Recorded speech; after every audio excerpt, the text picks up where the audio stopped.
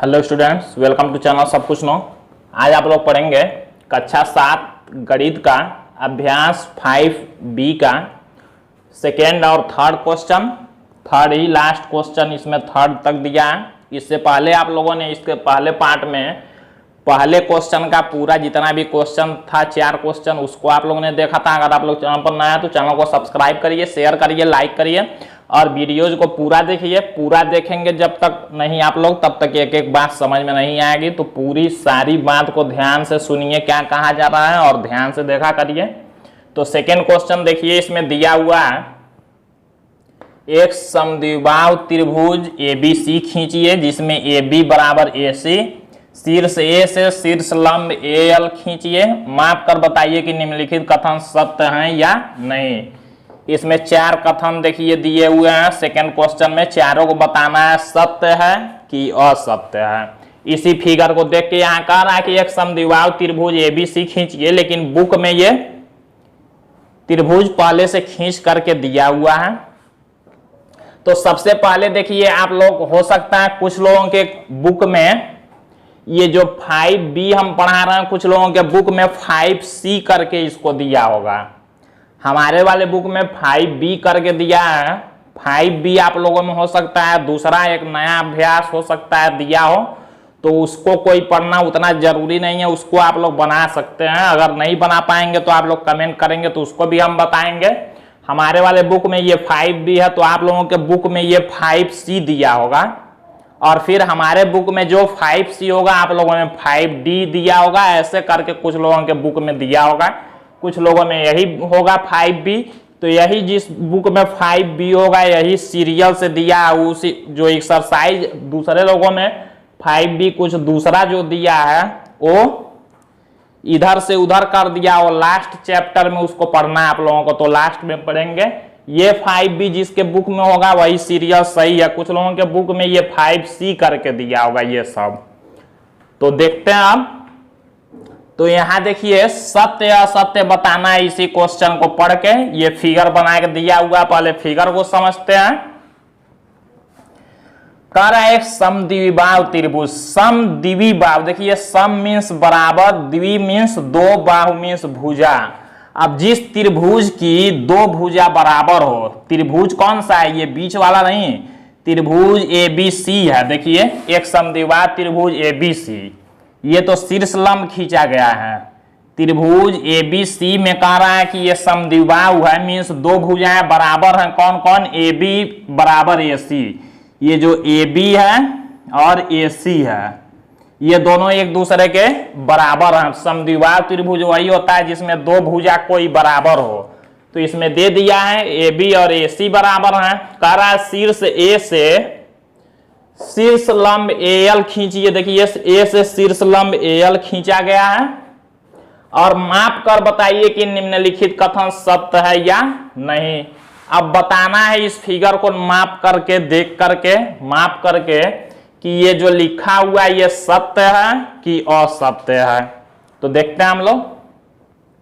सबसे पहले दिया है BL बराबर LC। देखिए BL बराबर LC कह रहा है इतना और इतना ये दोनों बराबर हैं कि नहीं है। तो जब आप लोग ये फिगर बनाएंगे समद्विबाहु त्रिभुज अपने कॉपी पर, ये दोनों भुजा बराबर बनाएंगे, ये उसके बराबर नहीं रहेगा। और एक शीर्ष लंब जब खींचेंगे और नापेंगे इसको और इसको स्केल से, तो ये दोनों बराबर होंगे। मीन्स ये और ये दोनों बराबर होंगे। तो बराबर है वही मतलब BL, इसका नाम हो गया BL, इसका नाम हो गया LC। तो BL और LC दोनों बराबर होंगे। जब आप लोग स्केल से नापेंगे तो बराबर ही होंगे।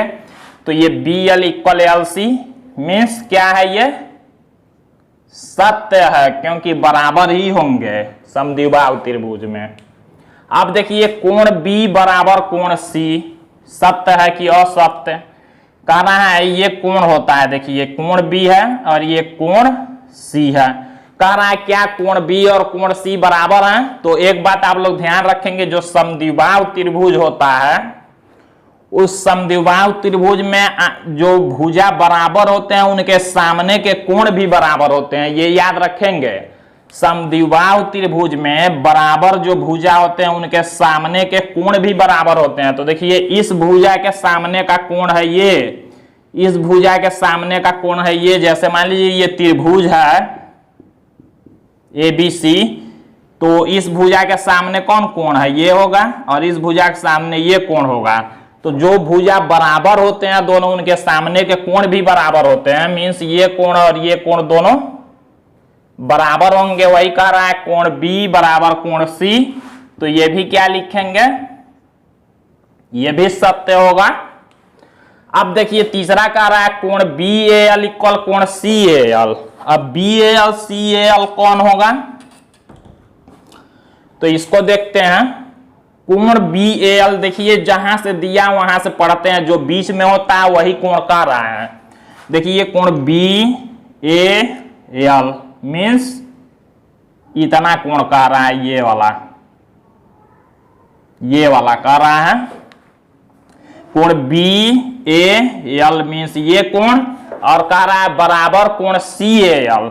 कोण CAL मीन्स ये कोण कह रहा है क्या, ये दोनों एक दूसरे के बराबर होंगे। तो देखिए समद्विबाहु त्रिभुज में एक शीर्ष लंब जब खींचा जाएगा समद्विबाहु त्रिभुज में ही केवल, और त्रिभुज का नहीं ध्यान देंगे, और त्रिभुज में नहीं। अगर समद्विबाहु त्रिभुज होगा उसमें जो शीर्ष लंब होता है वो क्या करेगा, इस कोण को भी दो बराबर भागों में बांटेगा और इस भुजा को भी दो बराबर भागों में बांटता है, याद रखेंगे। मीन्स ये भी ये जब खींचा जाएगा तो ये भी दो बराबर भागों में बट जाएगा और ये कोण भी दो बराबर भागों में बट जाता है। मीन्स ये भी दोनों क्या है, बराबर है। तो ये भी सत्य लिखेंगे।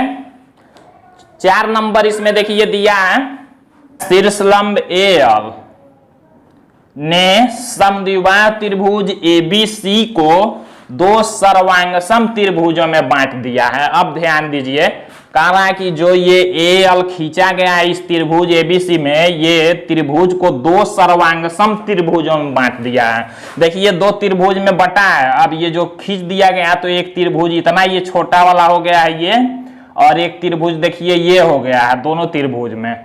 लेकिन सर्वांगसम त्रिभुज में बांट दिया। सर्वांगसम मीन्स क्या होते हैं, सर्व। देखिए अलग अलग जब करेंगे सर्वांगसम को, यहां समझ लेते हैं सर्वांगसम क्या होता है। इसको देखिए अलग अलग करेंगे। जब आप लोग हिंदी पढ़ते हैं, संधि विच्छेद करते हैं तो कैसे करते हैं, देखिए इसको अलग करेंगे तो सर्व धन अंग धन सम। अब इसका मतलब क्या होता है, देखिए सर्व मीन्स सभी, अंग मीन्स उसके जो अंग होते हैं। अंग क्या होते हैं, भुजा और कोण। सम मीन्स बराबर। तो देखिए सर्वांग सम का मतलब क्या होता है, सर्व मीन्स सभी, अंग मीन्स भुजा और कोण। ये भुजा होते हैं, ये कोण होते हैं। तो सर्वांग सम मीन्स सभी, भुजा और कोण, सम मीन्स बराबर। सर्वांग सम का मतलब क्या हुआ, सर्वांग सम हमेशा दो त्रिभुजों में देखेंगे। जैसे मान लीजिए यहाँ ये त्रिभुज को हम दो भागों में बांट रहे हैं अलग अलग। देखिए एक त्रिभुज ऐसे हो गया है, यहां से मान लीजिए हमने काट दिया तो ऐसे हो गया है, और एक त्रिभुज ऐसे हो गया है। देखिए अब दो त्रिभुजों को सर्वांगसम कब कहेंगे, सर्व। देखिए सर्व मीन्स सभी, अंग मीन्स भुजा और कोण, बराबर मीन्स बराबर। दोनों त्रिभुज के सभी भुजा और कोण क्या होंगे, बराबर होंगे। मतलब इसके बराबर ये होगा, इसके बराबर ये होगा, इसके बराबर ये होगा। तो देखिए सभी भुजा बराबर हो गए दोनों त्रिभुज के, सभी कोण भी बराबर। इसके बराबर ये रहेगा, इसके बराबर ये रहेगा, और इसके बराबर ये रहेगा। समझ रहे हैं, इसी को कहते हैं सर्वांगसम त्रिभुज।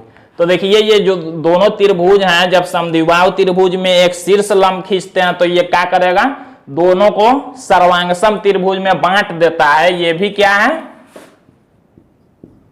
सत्य है। क्यों, देखिए सर्वांगसम, ये भुजा भी बराबर है इसके, दोनों त्रिभुज में देखिए ये इसके बराबर है, ये भुजा इसके बराबर है, और ये भुजा दोनों में दिया है, मीन्स दोनों में एक ही है, तो ये भी बराबर है। ये कोण इसके बराबर, ये 90 अंश, तो इधर भी 90 अंश है, और ये कोण इसके बराबर है। तो देखिए ये सब भुजा और सब कोण दोनों त्रिभुज के बराबर है, इसलिए इसी को क्या कहेंगे, सर्वांगसम त्रिभुज। मीन्स सभी अंग, सभी भुजा और कोण बराबर, तो ये भी सत्य है। अब देखिए, तो ये सेकेंड क्वेश्चन कंप्लीट हुआ। आगे आप लोग जब क्लास 9th में पढ़ेंगे तो सर्वांगसम त्रिभुज पूरा डिटेल में आप लोगों को पढ़ना है, अभी इतना ही बस जानना है। अब क्वेश्चन थर्ड आप लोग देखेंगे, तो इसमें देखिए दिया है त्रिभुज एबीसी में, देखिए त्रिभुज एबीसी दिया है, कोण सी समकोण है। समकोण मीन्स होता है 90 अंश, यहां 90 अंश का कोण है। इस त्रिभुज का बिना शीर्ष लंब खींचे, ये जो त्रिभुज है इसका बिना शीर्ष लंब खींचे लंब केंद्र बताइए।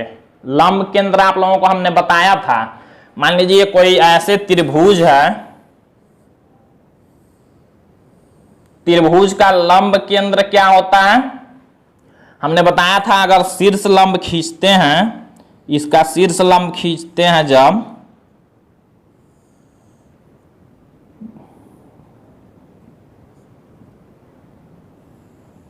जहां पर ये शीर्ष लंब मिलते हैं उसी को शीर्ष ये लंब केंद्र कहते हैं। जहां पर ये शीर्ष लंब मिलते हैं जिस बिंदु पर, इसी को क्या कहते हैं, लंब केंद्र। अब इसमें क्या कह रहा है कि बिना शीर्ष लंब खींचे, अब इसमें शीर्ष लंब आपको नहीं खींचना है और बता देना है कि कहां पर ये लंब केंद्र होगा। इसमें तो मान लीजिए हमने शीर्ष लंब खींचा तो हमने पता लगा लिया कि यहां जहां तीनों मिल रहे हैं वहां लंब केंद्र होगा जी। अब इसमें कह रहा है कि शीर्ष लंब खींचना नहीं है, आपको ऐसे ही बताना है कि कहां पर ये लंब केंद्र होगा। तो कैसे बताएंगे, तो इसके लिए याद रखेंगे हमेशा, इसके लिए देखिए याद क्या रखना है, जब भी कोई 90 अंश वाला त्रिभुज दे देगा, 90 अंश वाले त्रिभुज को क्या कहते हैं, समकोण त्रिभुज कहते हैं। जब अगर कोई समकोण त्रिभुज आएगा, दूसरा त्रिभुज नहीं, समकोण त्रिभुज मीन्स एक कोण 90 अंश वाला हो, जब ऐसा त्रिभुज होगा तो उसका लंब केंद्र कहां होता है, इस सी पर होता है। यहां ये जहां दोनों एक दूसरे को काट रहे हैं, ये रेखा देखिए ए सी और ये सी बी या बी सी कह सकते हैं, ए सी और बी सी यहां जहां काट रहे हैं एक दूसरे को, यही इसका लंब केंद्र होता है, यानी कि सी पर लिखेंगे कैसे, यहां उत्तर में लिख लेंगे ए सी और ए सी हो गया और बी सी के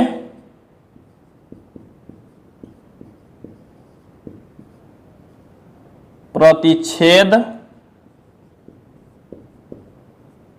बिंदु सी पर। अब देखिए ये प्रतिच्छेद का मतलब क्या हुआ, AC और BC जहां काट रहे हैं उसी पर क्या होता है, जब समकोण त्रिभुज होगा, 90 अंश वाला त्रिभुज होगा, तो उसमें जो लंब केंद्र होगा वो कहां होगा, जहां AC और BC एक दूसरे को काट रहे हैं यहां 90 के पास, तो इसी C पर होता है लंब केंद्र। तो वही हमने लिखा। अब काटने का मतलब यहाँ काट रहे हैं नहीं लिखते हैं, उसी को क्या लिखते हैं शुद्ध भाषा में, प्रतिच्छेद कर रहे हैं, प्रतिच्छेद बिंदु इसको कह देंगे। मीन्स एक दूसरे को काट रहे हैं, उसी को कहते हैं हिंदी में प्रतिच्छेद करना। तो देखिए AC और BC के प्रतिच्छेद बिंदु C पर, मीन्स इसी C पर इसका लंब केंद्र होगा। तो यही आंसर हो जाएगा। अब ये 5B आप लोगों का पूरा कंप्लीट हुआ। तो वीडियो आप लोगों को ध्यान से देखना है, जो जो हमने कहा है उसको ध्यान से सुनेंगे समझेंगे तभी सारी बातें समझ में आएंगी। अब अगले वीडियो में, अगले पार्ट में आप लोग 5 का C देखेंगे। कुछ लोगों के बुक में ये 5C दिया होगा तो लोग 5D समझेंगे। तो आज के लिए बस इतना ही।